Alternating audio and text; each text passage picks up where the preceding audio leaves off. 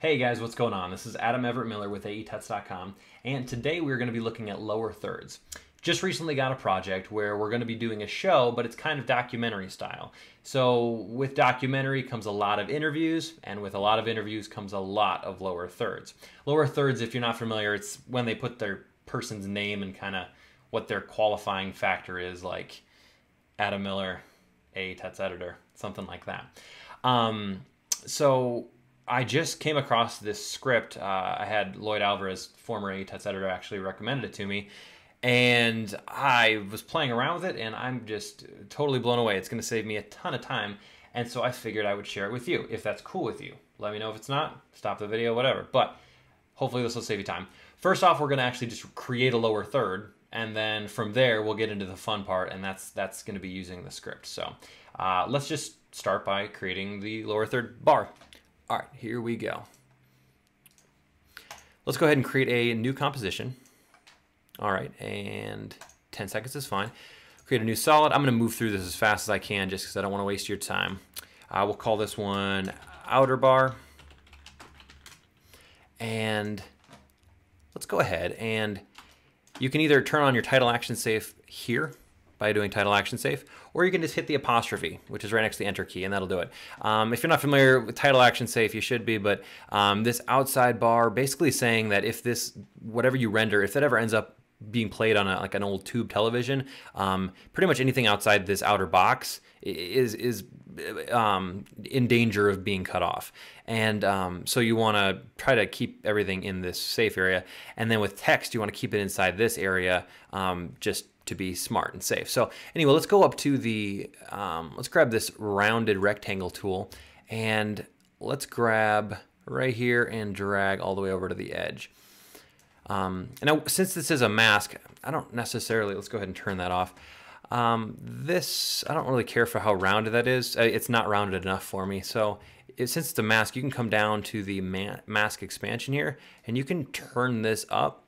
And as you can see, if you drag it in, it's going to kind of square it off. But if you turn it up, it'll just kind of get rounder and rounder till you got something that you kind of like. And I like that. Yeah, that's good. But then obviously now it's way too fat. So let's just grab these edges, holding on shift, and then we'll bring it down a little ways. Okay, that's pretty good. Great, so now we have our outer ring, and then let's just go ahead and we'll duplicate this, and we'll call this one inner ring. Oh, inner bar, I'm sorry, outer ring. Bar, yes, because it's a mask and it's rounded, so I'm thinking a ring. And let's go ahead and make this one a different color. Let's maybe choose a darker red. That's good. And under the mask expansion, since we use that, we can just kind of tuck it in a little bit, and that'll create a nice little rounded edge border that we could that we can use. Okay, looking good. Now, simply using layer styles, let's make this look a little bit nicer. Let's right click on it, layer styles. Let's do an inner shadow perhaps for this guy. It doesn't look bad as is. Maybe modify it just a little bit. Size will not go up a little bit with it, and then take the distance down and maybe make it like only 50%. Okay, just something nice and light, just to give it a little bit of style. Hence layer styles. And we'll right click on the outer bar, and maybe we'll give this one a little bit of a beveled edge.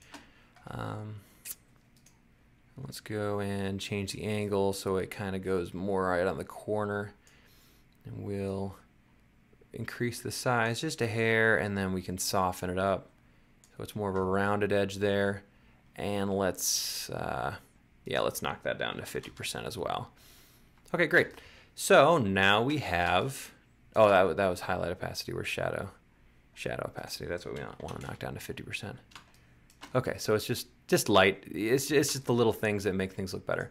Okay, so now that we have this, let's go ahead and add some text. We will. Oh, actually, you know what? We want to make sure that we stick with what we originally had done. So let's bring it back to where our title save was. Okay, great. Now, yes, save. Good to save. And replacing.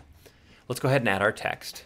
And we will come right up here and say enter name here. Now with text, we want to make sure that everything is left aligned. So let's hold down Y and drag it there. But well, the key thing, that was just moving our anchor point. We want to make sure that it's lined to the left so that all text will move that way from this point. So let's drag it a little bit over halfway down, and then let's just crank up the size of the font itself. Okay, cool. And then we'll duplicate that and bring it down a little bit. Oops. Okay. We'll bring this down just a little bit, maybe a little bit more. And this one we will say enter title here. This will be the person's title. So enter title here. Great. So now we have our name and our title. Let's take these guys, and just to make this stand out a little bit more, I'm gonna just create a new solid. Let's just do a nice white background. We'll call it BG for background. Gotta love nicknames for layers, right? And we'll drop this below everything else. You can see that the shadow's working fine as we get rid of it. We can see the shadow, or the little beveled edge, the shadow's there, but let's go ahead and actually take this outer ring. Oops, let's take the outer ring and right click on it. Go layer styles, drop shadow, and let's just make it so that it kind of everything stands out from the edge. So we'll take the distance away and we'll bring that right up so that it's right underneath it. We'll take the size, we'll spread that out a little bit. And again, just making it 50%. That's a little bit nicer. Another thing is if we want to get rid of this mask so it's not in our way, we can just select this little toggle mask and shape path visibility. We can toggle that off just so we can get a clear picture. Last thing we do is maybe stylize the text itself a little bit. So maybe take the name, right click, stylize. Let's do that same inner shadow. I liked that. Okay, maybe a bit much, so we'll tone it down just a skosh. That's Minnesotan for a little bit. Just a skosh. And size will, yeah, that's not bad. And then always lightening it up. Okay, I'm satisfied with that. Let's grab that inner shadow, copy it, and then we'll paste it right onto our title, just to match it. Great. That's a decently, like, I mean, if this was a serious like World War II interview, you won't want to have something this loud and you know, bubbly and rounded edged. But if this is like a junior high camp or a youth group or something like that, this could be cool. So we'll take these three and then we're gonna parent them to the outer bar. Let's just animate this guy on real quick. We'll say position, we'll bring that up. Set a keyframe there and go back and just kind of bring it all the way over to the left because we want it just kind of boing on real quick. All right. And I'm just gonna zoom way in, go forward a couple keyframes, move it over. We don't want to go too far, so let's actually go right up to the edge there, and then we're gonna actually end up a little bit back. Okay, so all the way forward there, forward a few keyframes. I mean, you know the way that we do this. I do this in every tutorial. Go forward a bit more, back a bit more, and then ending with the final one, which will be right there. Hopefully I got this right. Okay, yeah, we'll see. That whole overshoot, undershoot thing. And then we'll select everything and do the right click, keyframe assistant, easy ease. Let's see how this looks. I think it's gonna be a little bit fast. Okay, it's a little bit fast, and you'll notice that we're overshooting our bounds. What we need to do is right click on this, go to keyframe interpolation, and our time, that's good, temporal interpolation, however you want to word it. We'll change that to continuous Bezier, that's good, but then we want to change space. Let's make that linear because we actually just want it to go to those points, and that will guarantee that we don't overgap. Additionally, if you hold down Option or Alt and drag these out, hopefully this will be a little bit better looking now. Okay, cool, and maybe not quite so long to get there. Great, so now we have our lower third. The next step that we are going to do, this is the fun part. Let's go down and we're gonna be using this script. Well, we're gonna be using a script. If you go to aescripts.com, I'll have a link in the description, or in the requirements. But if you go to aescripts.com, then just type in spreadsheet, there is a script called comps from Spreadsheet. And here it is right here. And really, really cool. And actually, if you watch this demo video, you probably don't need to watch the rest of this tutorial. Everything I'm covering is kind of covered in here. But the main reason I'm doing this is I just wanted to expose you to this script and just hopefully this will help you and at least just bring it to your attention so you can use it in the future. So this is where you can pick that script up. When you get it, it's going to just come in a zip file. So you'll unzip it. It has a sample project that you can do, but just go ahead and right-click, copy this this guy right here, and then over in applications, I'm doing this on a Mac, but you can on Windows. You just go to like project files or whatever, or program files. You want to go to your scripts, go to your UE panels, and then paste it right in there. Then after you restart After Effects, go to Windows, and you will have the option to select it, and then it will give you this little guy right here, this little panel. I'm just going to keep it hidden right up there for now. Awesome. So what this basically does is if you have a long list of, let's say that I have 20 different names that I need to create lower thirds for, but I don't want to have to sit there and edit each one, what I can do is I can create a spreadsheet of all those different names. And this script will take this spreadsheet and will automatically generate this same animated lower third for each one. And what's really cool is I just tested this out earlier. If you don't have Microsoft Excel, you can actually use Google Docs. So that's what we're going to do. So let's go, go to your Gmail and go create new spreadsheet. All right. And for in this case, we want to create one that's name, and then let's create one that's title. Okay. And this is unsaved. We'll call this one lower third. All right, name and title. And then from there, you just simply start typing names. Alex Smith. Title, really good guy. Okay, and this you can do as many as you want. Let me just copy and paste these from the other one. I just created a few just for fun.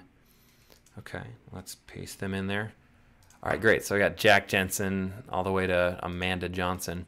Cool. So now I have all of my names, name being the first column or the first cell here, and then title being the second. Then what I want to do is go File, Download As, and then just download it as a text, current sheet text here. So we'll save, and it's just going to give you this little TSV. Let me show in Finder. All right, I'm going to copy this guy over into Projects, Spreadsheet, paste. Okay, so now I have it. Now, going back over into After Effects, I want to, this is kind of a key thing. You need to take whatever you want to have be renamed. So for example, we have our enter title here. Let's actually put that one below. Let's go enter name here. Let's rename it by hitting enter, and then by hitting Shift 6. I don't know what the name of this character is, but the mountain looking upside down V. And then we'll do that, Shift 6, and then type name.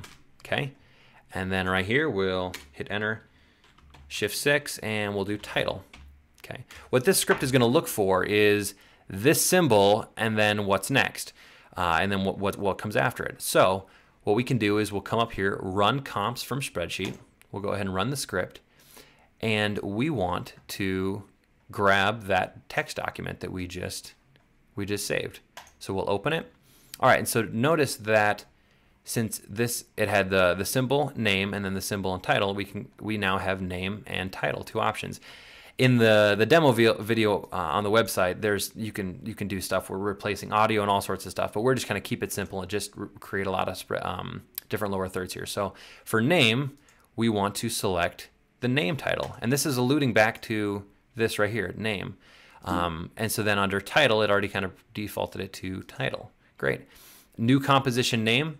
I think it starts by just having the line number. So you can have it so that every new composition that's generated would just be like composition 1, 2, 3, 4. But we want to have it be from Spreadsheet, and we want to have it be in the column, the name column. So now every new composition that's created, we'll be able to just say, oh, okay, that's, you know, Jesse Johnson or whatever.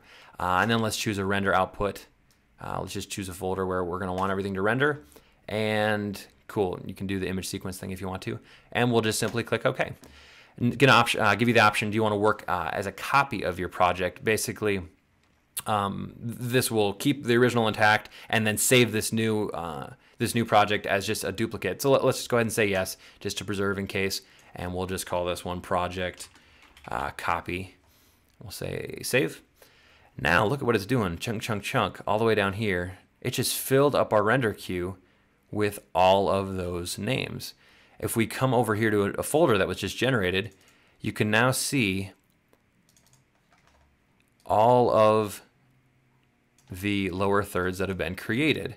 So if you have like 200 lower thirds that you have to create. Now, you might not even have shot these interviews yet. You could do a left-hand one and a right-hand one and just have them ready to go and to render them out. And it's going to follow all the same rules as far as all the same, you notice that it took away that and just filled it up. Go to your render queue, hit render. I mean, I would take away the white background first, but hit render and then save them all in a file. You have a folder, I'm sorry, save them all in a folder, and then you have individual lower thirds for each person. So that is the main thing with the tutorial. It's not like uber technical, but again, the main reason was just to bring this to your attention, and hopefully in the future, next time you have some project that would need it, this could save you a good day's worth of work, depending on the magnitude of the project. So hope this was helpful, and I will talk to you guys next time. Bye-bye.